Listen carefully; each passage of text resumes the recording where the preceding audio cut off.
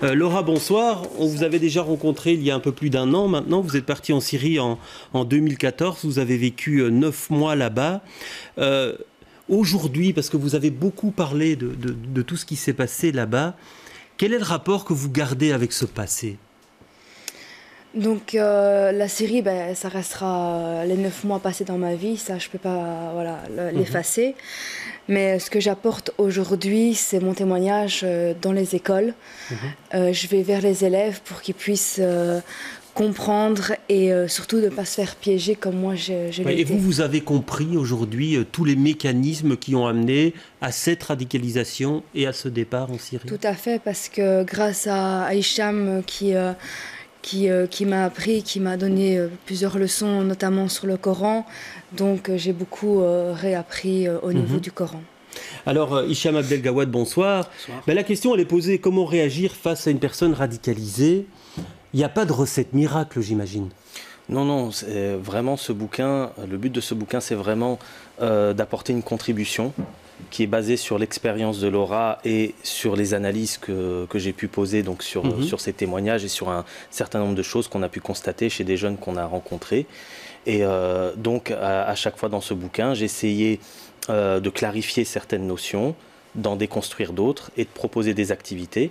Et bien entendu, ce n'est pas la recette miracle, mais ce sont des choses qu'on propose à la société civile. Et puis évidemment, on pourra revenir dessus pour voir ce qui marche, ce qui marche moins. C'est vrai que c'est un livre de témoignages, c'est un livre d'analyse également.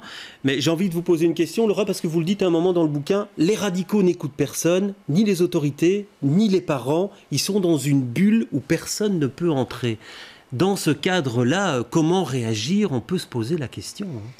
Mais c'est vrai que c'est pas évident, donc ça dépend au niveau des radicaux, s'ils sont loin ou pas dans leur idéologie. Mais souvent, et ça je parle notamment par rapport aux hommes, c'est plus dur au niveau du dialogue. À la limite, une femme, je pense, pourra mieux écouter qu'un homme. Maintenant, je pense que c'est la personne, comme moi je l'ai vécu, si elle veut vraiment le faire, elle le fait. Maintenant, si elle se ferme totalement à la discussion, là, c'est sûr, c'est très délicat et on ne sera pas avancé avec elle. Qu'est-ce qu'on fait dans ce cas-là, quand la personne est fermée à la discussion ?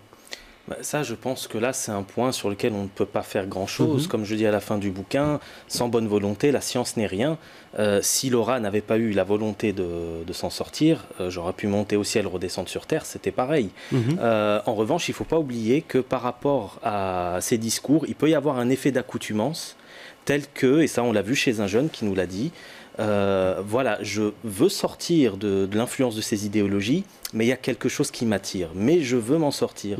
Donc il y a une espèce de dépendance qui se met en place, et donc à ce niveau-là, on peut essayer de faire en sorte de lever cette dépendance par rapport à ces discours et amener le jeune à quelque chose de beaucoup plus sain spirituellement et intellectuellement. Alors je le disais, effectivement, vous c'est le côté analytique, hein. Vous allez vraiment au cœur de certains textes du Coran qui sont source d'incompréhension, de déformation à certains moments. Oui, tout à fait. C'est-à-dire que, par rapport aux questions de radicalisation, disons de pensée extrême liées à l'islam, il y a, je dirais, deux extrêmes précisément à éviter. Le premier, de dire que finalement l'islam serait intrinsèquement violent et finalement ce qui arrive n'est que la conséquence logique de la religion islamique. Et l'autre extrême serait de dire il n'y a pas de lien du tout avec l'islam. Il y a des textes douloureux, disons, dans le Coran, dans la tradition, mais ces textes, on peut les aborder avec des outils anthropologiques, historiques, et les déconstruire pour aller plus loin que la recontextualisation de ces versets et de ces textes, mais aller jusqu'à les ramener à leur terrain, c'est-à-dire à leur imaginaire d'origine, pour reprendre une expression de Rachid Benzine. Ouais. Alors vous, Laura, il y a vraiment certains textes du Coran qui vous ont influencé à certains moments, que vous preniez au pied de la lettre dans la lecture ? Tout à fait, en fait, mais c'est ce que le recruteur et Daesh font, en fait. Ils prennent des versets vraiment et qui font à leur sauce, en fait. Et ces versets-là, c'est sûr qu'on veut vraiment les mettre à la lettre et on n'essaye pas autre chose, quoi. Parce que c'est eux qui nous mettent ça en tête. Ouais. Et donc la difficulté pour vous de ramener finalement quelque chose de rationnel dans ces textes qu'on prend parfois au premier degré.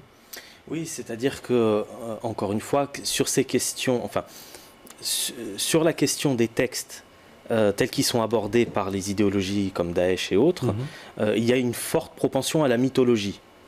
Et donc, pour répondre à la mythologie, on n'a pas 36 solutions, il faut passer par le scientifique. Donc l'anthropologique, l'historique.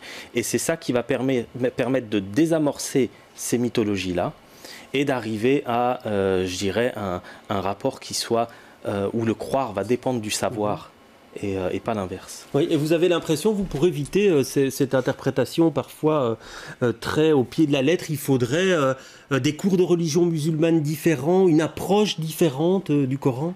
Je pense qu'il faut réconcilier, je dirais, les sociétés séculières avec la question du fait religieux, c'est-à-dire la façon dont on va aborder la pensée religieuse à partir des outils des sciences humaines.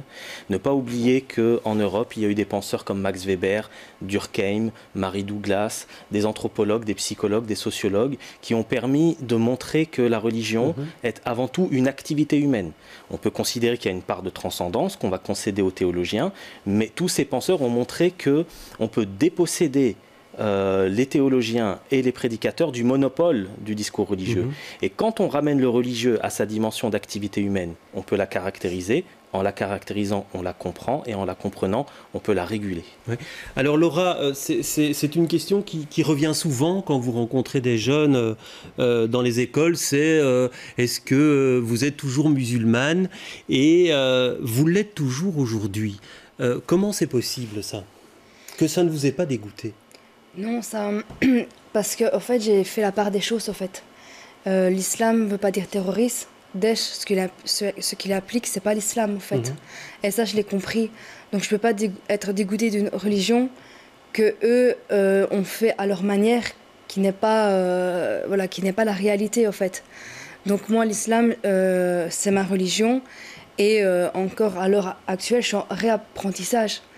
Parce que Hicham est là pour vraiment répondre à mes questions et encore aujourd'hui, j'ai des questions encore sur le Coran. Et vous allez bien aujourd'hui? Je vais très bien, je suis épanouie. Et cette réinterprétation, ce réapprentissage, il est long, Hicham Abdelgawad? En tout cas, moi je peux parler que pour ma propre expérience et l'expérience de Laura, parce que quand j'avais 17 ans, j'étais tombé malheureusement dans des discours, disons, salafistes pour aller vite. Et effectivement, ça peut prendre un certain temps. C'est pour ça que je compare souvent la radicalisation à ce que j'appelle de l'obésité théologique.